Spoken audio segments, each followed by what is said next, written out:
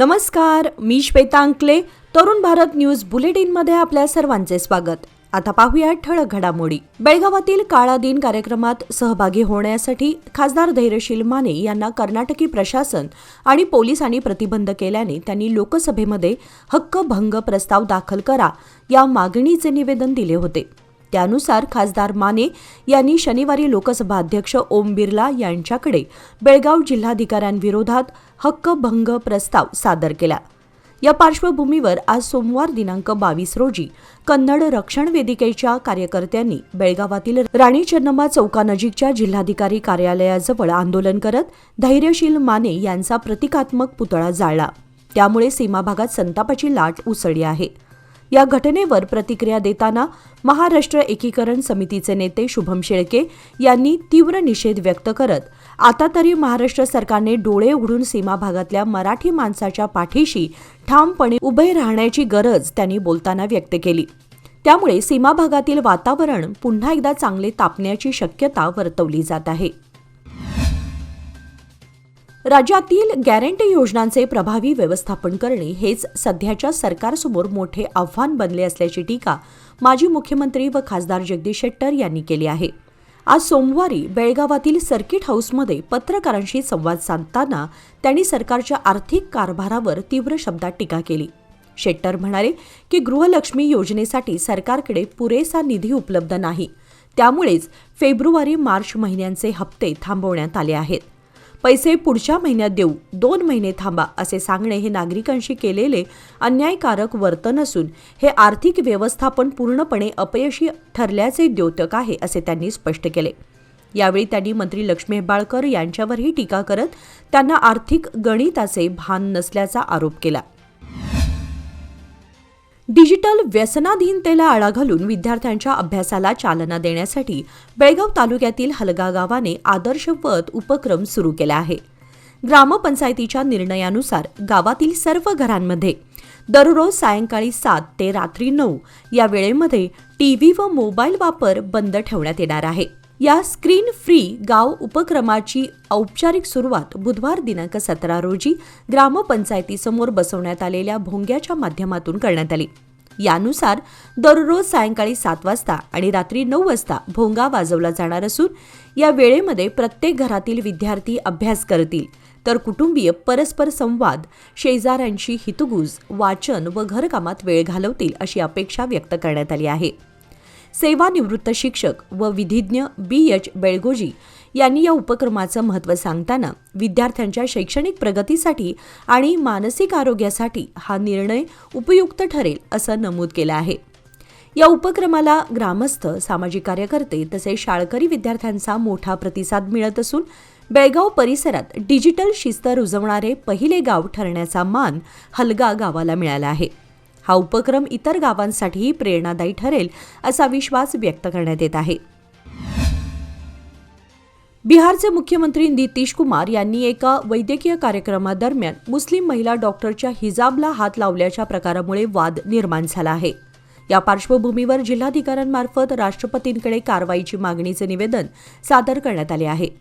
या निवेदनात म्हटले आहे की नुकताच संपन्न झालेल्या आयुष संमेलनात प्रमाणपत्र वितरणाप्रसंगी मुख्यमंत्री नितीश कुमार यांनी डॉक्टर नुसरत परवीन या मुस्लिम महिला डॉक्टरच्या हिजाबला हात लावल्याची घटना घडली.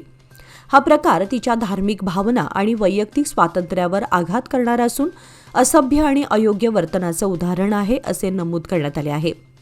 भारत ही स्त्रीला देवीच्या रूपात मानणारी संस्कृती असून अशा प्रकारचं वर्तन एका उच्च पदावरील व्यक्तीकडून होणं लज्जास्पद असल्याचं निवेदनात म्हटलंय. यासोबतच नितीश कुमार यांच्यावर घटनेनुसार कठोर कारवाई करावी व त्यांना मुख्यमंत्री पदावरून हटवावं अशी मागणी निवेदनात नमूद करण्यात आली आहे. बेळगाव शहरातील BK मॉडेल शाळेच्या शताब्दी महोत्सवानिमित्त रविवार दिनांक 21 डिसेंबर रोजी आयोजित करण्यात आलेल्या माजी विद्यार्थ्यांच्या स्नेह मेळाव्यास शाळेच्या आवारात उत्स्फूर्त प्रतिसाद लाभला.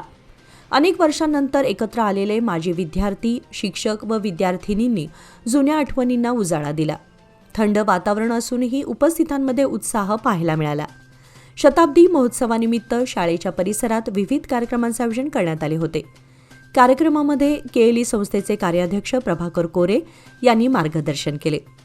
ब्रिटिश काळामध्ये बेळगावमध्ये शिक्षण क्षेत्राचा झालेला विकास आणि केएलई व बेळगाव एज्युकेशन सोसायटी सारख्या संस्थांचे योगदान त्यांनी अधोरेखित केले. कार्यक्रमामध्ये केंद्रीय मंत्री प्रल्हाद जोशी, लिंगराज कॉलेजचे माजी प्राचार्य बसवराज जगजंपी यांनीही आपले मनोगत व्यक्त केले. शाळेचे अध्यक्ष अविनाश पोद्दार यांनी स्वागत केले, तर उषाताई गोगटे शाळेच्या विद्यार्थिनींनी स्वागत गीत सादर केले. माजी विद्यार्थी संघटनेचे उपाध्यक्ष रघुराज राव यांनी शाळेच्या 100 वर्षांच्या कार्याचा आढावा मांडला. यावेळी महापौर मंगेश पवार, आमदार संजय पाटील, उद्योजक जयंत जोशी, माजी मुख्याध्यापिका शैला चाटे, सचिव श्रीनिवास शिवनगी यांच्यासह अनेक मान्यवर उपस्थित होते. बेळगावात 6व्या राष्ट्रीय कराटे स्पर्धेला काल रविवारी उत्साहात प्रारंभ झाला. सदर स्पर्धेमध्ये पंजाब, हरियाणा, दिल्ली, तामिळनाडू, महाराष्ट्र, गोवा आणि कर्नाटक या विविध राज्यांमधून एकूण सुमारे 1200हून अधिक कराटेपटू सहभागी झाले आहेत. या कराटे स्पर्धेच्या उद्घाटनाला प्रमुख पाहुणे श्रीराम सेना हिंदुस्थानचे राष्ट्रीय अध्यक्ष रमाकांत कोंडुस्कर, SSS फाउंडेशनचे अध्यक्ष डॉक्टर संजय सुंटकर, शशिकांत नाईक, सुदर्शन प्रभू, सेहराबानू हुक्केरी, अध्यक्ष गजेंद्र काकतीकर, सचिव जितेंद्र काकतीकर तसेच अनेक मान्यवर तसेच इतर कराटे प्रशिक्षक उपस्थित होते. याप्रसंगी रमाकांत कोंडुस्कर यांनी सांगितले की आजच्या पिढीसाठी कराटेचे प्रशिक्षण अत्यंत आवश्यक आहे. तर डॉक्टर संजय सुंटकर यांनी युवकांनी वाईट व्यसनांपासून दूर राहून क्रीडा क्षेत्रामध्ये सहभागी होत आपले शारीरिक व मानसिक आरोग्य सुधारावे असे आवाहन केले. ग्रामीण विद्यार्थ्यांपर्यंत दर्जेदार आणि गुणवत्तापूर्ण शैक्षणिक मार्गदर्शन पोहोचवण्यासाठी गेली 11 वर्षे सुरू असलेली व्याख्यानमाला यंदा मण्णूर येथे आयोजित करण्यात आली होती. कार्यक्रमाचे उद्घाटन प्राचार्या छाया अरविंद पाटील, ग्रामपंचायत सदस्य रामचंद्र कुद्रेमणीकर आणि संयोजक RM चौगुले यांच्या शुभ हस्ते झाले. मुख्य वक्ते प्राचार्य अरविंद पाटील यांनी विद्यार्थ्यांना मार्गदर्शन करताना सांगितले की उज्ज्वल भवितव्य मिळवण्यासाठी मेहनत, शिस्त आणि चिकाटी आवश्यक आहे. त्यांनी RM चौगुले यांच्या समाजसेवेच्या कार्याचा गौरव केला. चौगुले सरांनी कोणतीही आर्थिक अपेक्षा न ठेवता ग्रामीण विद्यार्थ्यांसाठी ही व्याख्यानमाला राबवली असून हजारो विद्यार्थ्यांना याचा लाभ मिळाला आहे. सदर व्याख्यानमालेमध्ये ग्रामीण विद्यार्थ्यांमधील न्यूनगंड दूर करणे, परीक्षेची भीती कमी करणे आणि आत्मविश्वास वाढवणे या उद्देशाने मार्गदर्शन करण्यात आले. पुढील सलग 5 रविवार ही व्याख्यानमाला सुरू राहणार असून 10वी शिकणाऱ्या विद्यार्थ्यांनी यात सहभागी होण्याचं संयोजकांनी आवाहन केलं. कार्यक्रमास निवृत्त मुख्याध्यापक रवी तरळे, रामचंद्र कुद्रेमणीकर, अनिल हेगडे, NK कलकुंद्री यासह शिक्षक वर्ग उपस्थित होता.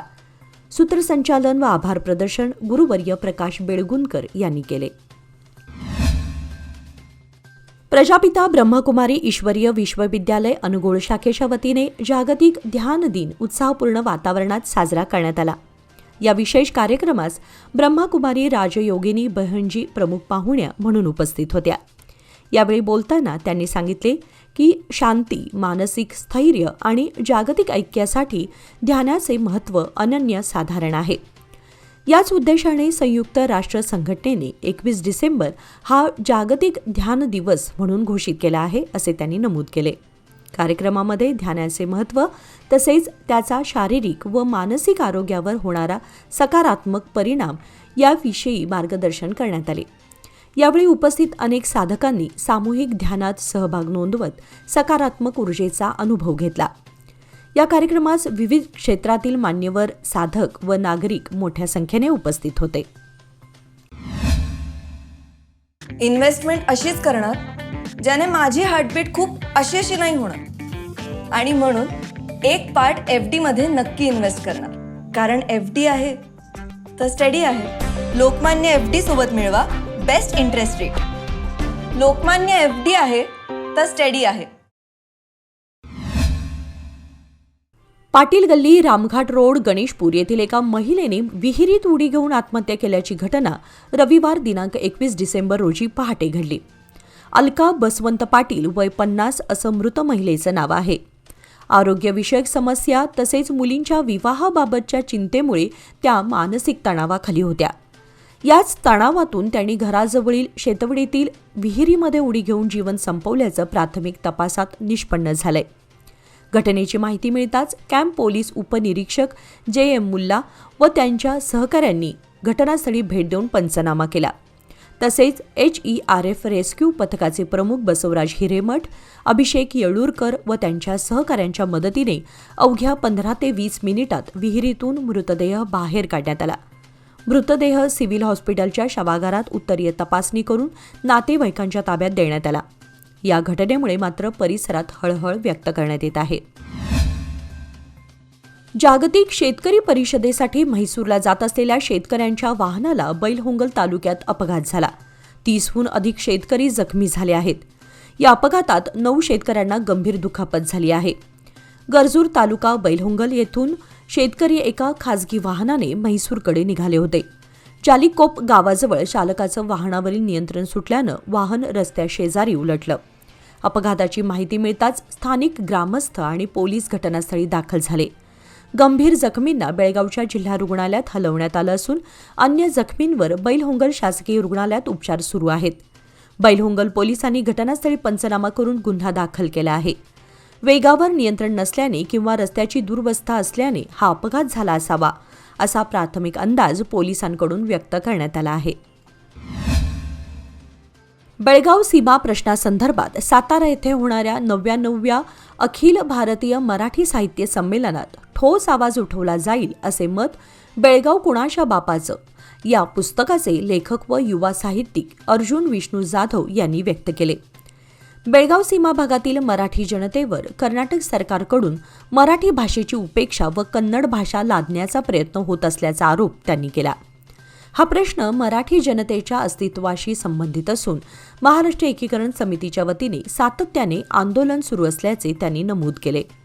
संयुक्त महाराष्ट्रात बेळगाव, निपाणी, कारवार, बिदर, भालकी या भागांचा समावेश अपरिहार्य असून 3 पिढ्यांपासून सुरू असलेला संघर्ष आता 4थ्या पिढीनेही पुढे नेला असल्याचे जाधव म्हणाले. सीमा प्रश्न सर्वोच्च न्यायालयात प्रलंबित असतानाही मराठी जनतेचा छळ सुरू असल्याची टीकाही त्यांनी व्यक्त केली. मराठी जनतेच्या हक्क, न्याय व विकासासाठी साहित्य संमेलनाच्या माध्यमातून प्रभावी चर्चा घडवून आणली जाईल असा निर्धार त्यांनी व्यक्त केला.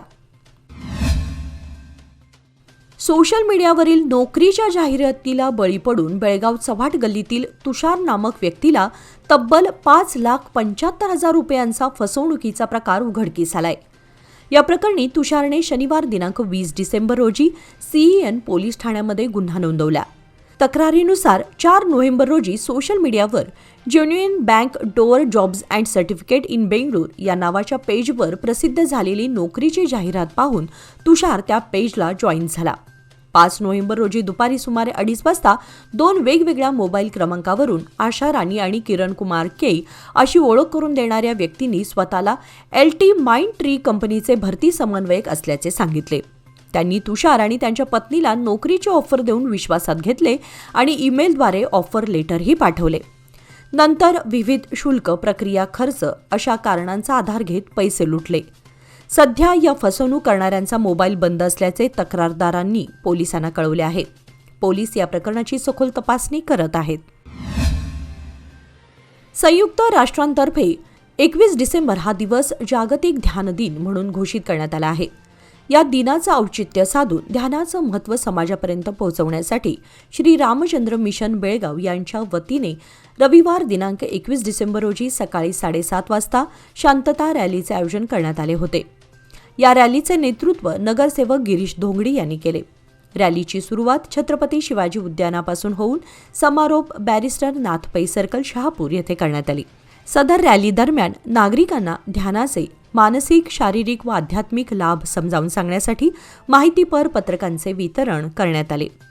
श्री रामचंद्र मिशन व हार्टफुलनेस संस्था यांच्या माध्यमातून जगातील 160हून अधिक देशांमध्ये ध्यान प्रशिक्षण पूर्णपणे मोफत दिलं जात असून या उपक्रमाला जागतिक स्तरावर मोठा प्रतिसाद लाभत आहे. याच दिवशी हार्टफुलनेसचे जागतिक मार्गदर्शक पद्मभूषण दाजी यांनी यूट्यूबच्या माध्यमातून थेट ऑनलाईन ध्यान सत्राचं आयोजन केलं होतं. या सत्रामध्ये देश-विदेशातील मोठ्या संख्येने साधकांनी उत्स्फूर्त सहभाग नोंदवला. गत महिन्यापासून मेंढ्या चोरी प्रकरणात मोठी वाढ झाली आहे. यामुळे मेंढपाळकांमध्ये एक प्रकारची भीती निर्माण झाली असून या प्रकरणामुळे मेंढीपालन व्यवसाय असुरक्षित वाटू लागला असून आमच्या व्यवसायाला सुरक्षा लाभणार का असा सवाल मेंढपालकांनी उपस्थित केलाय. यमकनमंडी भागातील दड्डी गुडगनट्टी या भागामध्ये मेंढ्या चोरीच्या घटनांमध्ये मोठी वाढ झाली आहे. भरमा अळगुडी यांच्या 3 मेंढ्या, केंपना परमाज यांच्या 4 मेंढ्या, रेश्मा मानगावकर यांच्या 2 मेंढ्या अशा एकूण 9 मेंढ्यांची आजतागायत चोरी झाली आहे. मेंढी चोरी प्रकरणाची माहिती पोलिसांना दिली आहे, पण पोलिसांनी याकडे दुर्लक्ष करण्यापलीकडे काहीच केलेलं नाही. यामुळे मेंढ्या चोरी प्रकरणात आणखीच वाढ होत आहे. हे असंच चालू राहिल्यास मेंढी पालन व्यवसाय धोक्यात येणार असल्याची माहिती शेतकऱ्यांनी दिली. बेळगावात रेल्वे तिकिटांचा काळाबाजार करणाऱ्या एका व्यक्तीवर रेल्वे प्रोटेक्शन फोर्सने कारवाई केली आहे. 7 तिकिटे, कॉम्प्युटर तसेच इतर इलेक्ट्रॉनिक साहित्य पोलिसांनी जप्त केलं आहे. यापूर्वी मुंबई, पुणे, बेंगळूर यासारख्या मोठ्या शहरात तिकिटांचा काळाबाजार चालायचा. आता बेळगावमध्येही असे प्रकार सुरू असल्यानं चिंता व्यक्त केली जात आहे. रेल्वे तिकिटांचा बेळगावमध्ये मोठ्या प्रमाणात काळाबाजार सुरू आहे. मागील महिन्याभरात RPF जवानांनी जिल्ह्यात 3 ठिकाणी कारवाई करून इलेक्ट्रॉनिक साहित्य तसेच तिकिटे जप्त केली आहेत. सध्या वर्ष समाप्ती दिवस असल्यामुळे तिकीट बुकिंग मिळणं अवघड झाल्यानं याचाच फायदा उठवत 2 ते 3 पटीने अधिक दर लावत तिकिटांचा काळाबाजार सुरू आहे. 8 दिवसांपूर्वी रेल्वे पोलिसांनी एका व्यक्तीवर कारवाई करत इलेक्ट्रॉनिक साहित्य जप्त केलं होतं. 2 दिवसांपूर्वी एका व्यक्तीकडून 6,424 रुपयांची 7 तिकिटे व 25,000 रुपये किमतीचा लॅपटॉप जप्त करण्यात आला आहे. रेल्वे ॲक्टनुसार या व्यक्तीवर दंडात्मक कारवाई करण्यात आली आहे. त्यामुळे तिकिटांचा काळाबाजार करणाऱ्यांवर कायमस्वरूपी कारवाई करण्याची मागणी आता केली जात आहे. निपाणी तालुक्यामध्ये मराठा समाज सर्वाधिक आहे. हा समाज एकजूट होणं आवश्यक आहे.